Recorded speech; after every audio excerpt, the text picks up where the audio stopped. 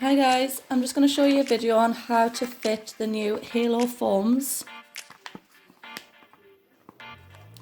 So the foams come with an extra little tab on the end for extreme length, but I am going to remove this because I'm not doing extreme length today. So I'm just going to peel that off the back. You can see there's just a little dotted line, runs all the way around, so I'm just going to remove the end bit. Very sticky. And get rid of this bit. Take out the middle.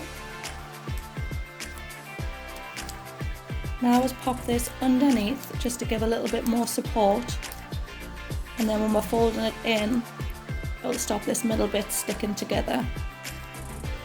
So I'm going to try and pop this on as straight as possible just to help, leaving a little gap just here. If I pop this bit too far down here, when this bit needs to fit underneath the nail, it's going to be too thick. So I've moved it up a little bit.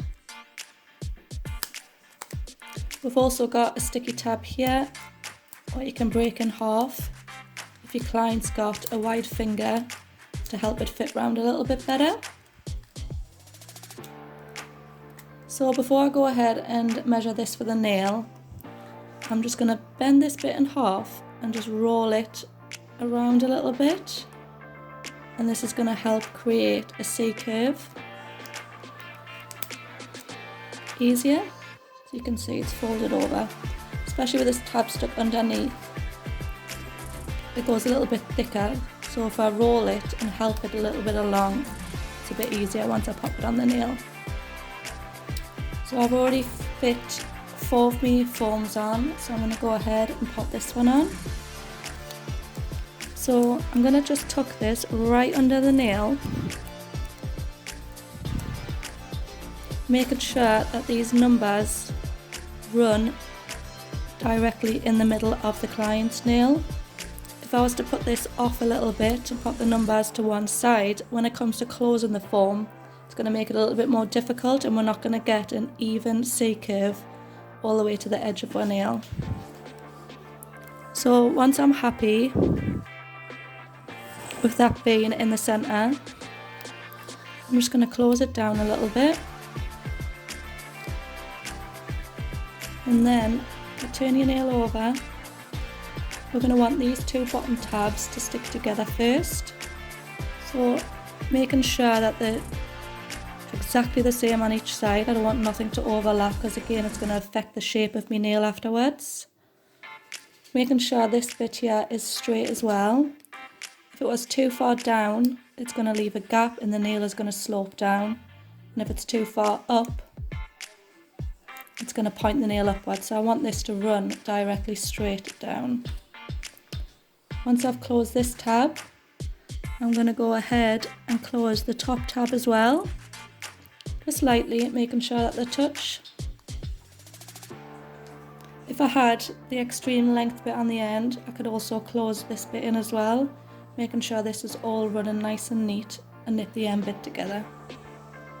So once I'm quite happy that that is fitting snug under the nail, I'm going to go ahead and pop 2 little cuts just on the side, and this is going to help the foam sit neatly underneath.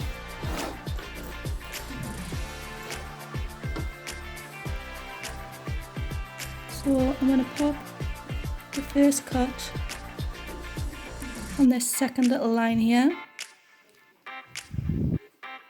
and on this side the first line.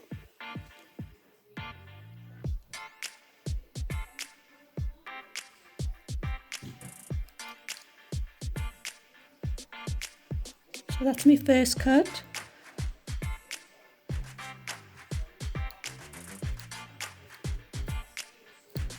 My second cut. So then these are going to be moved out of the way, and I can just close this up a little bit neater. I'm running my fingers up the tab to make sure this sticks to my client's finger good, and it's not going to move anywhere when I'm applying any product. Closing them flaps down and then tighten up underneath.